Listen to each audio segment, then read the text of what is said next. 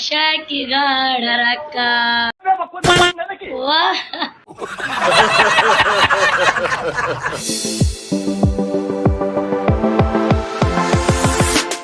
آنټي تر ته وایا چې په دې ټیک ټاک کې دی غړ غړ پښنګن خوښ یو کنه زما ډېر وخت دی آنټي زه درشم زه راشه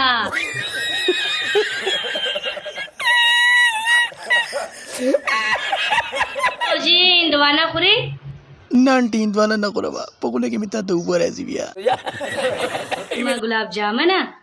لټې نه دا جینۍ دي ګوره پرېږدي نه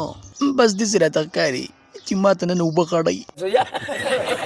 بس نور خو پوه ټپا ټپ ټپ